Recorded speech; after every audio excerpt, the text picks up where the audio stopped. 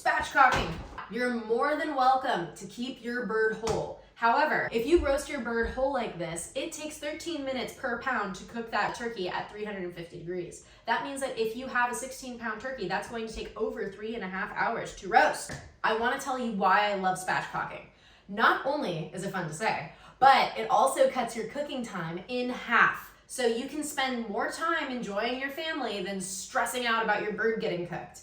Also on top of that, because we're removing the backbone, we can save that and use it for a stock or a gravy, which is fantastic ways of sneaking more flavor into your food.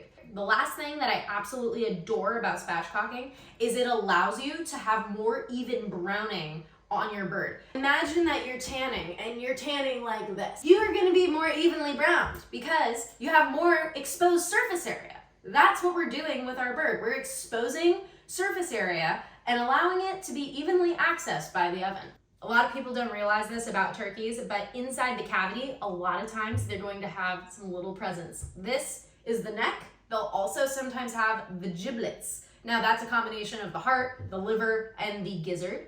So just make sure you're checking inside your little cavity here, give them a little howdy-do, and remove anything that you don't want in your turkey. I would definitely remove all of those parts. No one really cooks the giblets in the turkey. If the giblets are not hiding inside the cavity, they might actually be right above the breast. So just search all the different crevices of your bird and don't let those giblets pass you by. You can use the neck and the giblets to enrich your gravy, add a little bit more flavor, so definitely keep them and use them in your cooking, but just don't keep them inside your turkey. Now let's get to spatchcocking. So we're going to go ahead and flip our bird over. So there's 3 ways that you can spatchcock your turkey. Way number 1 is to use a super sharp knife that you can confidently wield. Way number 2 is some kitchen shears, or way number 3, which is honestly what I'm probably going to do, a combination of the two. What I like to do is create incisions with the knife down each side and then use my shears to kind of do the nitty-gritty of getting through the bone. So let's go ahead and get into this. So what I want to do is you want your incisions to be as close to the backbone as possible. And I'm going to just kind of make a gentle incision with my knife. And see, I'm already able to kind of cut through most of that. See how deep that went? So I've got an incision on this side. I'm going to go ahead and flip her around. And let's do the other side. So again, just trying to keep it as close as possible to that spine. There we go. And be very careful with your fingers, please. Okay, now that I've traced the path, I'm gonna go in with my kitchen shears, and this should be a lot easier. All right, and this will take a minute, and it's not super delicate, so be patient with yourself. I'm gonna go in with the knife again. Oh yeah, that's a great sound. This is a 2-hand snip. So I'm doing a little on the left, a little on the right. I'm also gonna go ahead and snip off this thing that we call the Pope's nose. It's this little nugget of nothingness that just kind of hangs off the butt of the turkey. It's like a delicious little cartilagey piece that isn't good to eat on its own, but it's great for enriching like stocks or stews or gravy. This is gonna be a good one. Oh yeah.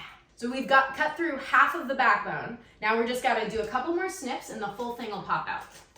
Now that we've removed that pesky backbone, do not throw it away. Use it for your turkey stock, or you can use it in your gravy. But no matter what, this is an amazing source of flavor. You have a little bit of meat, you've got some skin, you got some bone.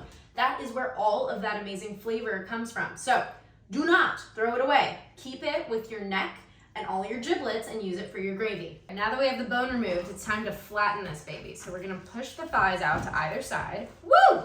And then what we're gonna do is we're gonna do a little compression. What we need to do is get that breast to flatten. So we're gonna break this bone right in the middle of the breast, and the way we're gonna do that is pretend like we're doing chest compressions. So I'm gonna go ahead, lower part of the breast. Whoop.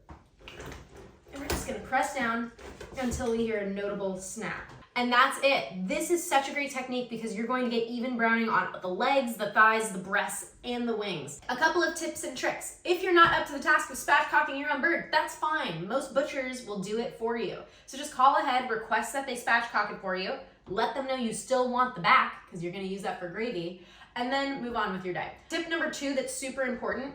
If you have a frozen bird, please do not try to remove the backbone until after it's thawed. I know that sounds obvious, but a lot of people will have a frozen bird and be struggling to remove the backbone. It's already hard enough as it is. You don't need to make it more difficult, okay? You're basically gonna be cutting through rock. Let me know what you think in the comments and if you've ever spatchcocked your bird, or better yet, if you try this method, go ahead and let me know how it turns out, okay? Mwah!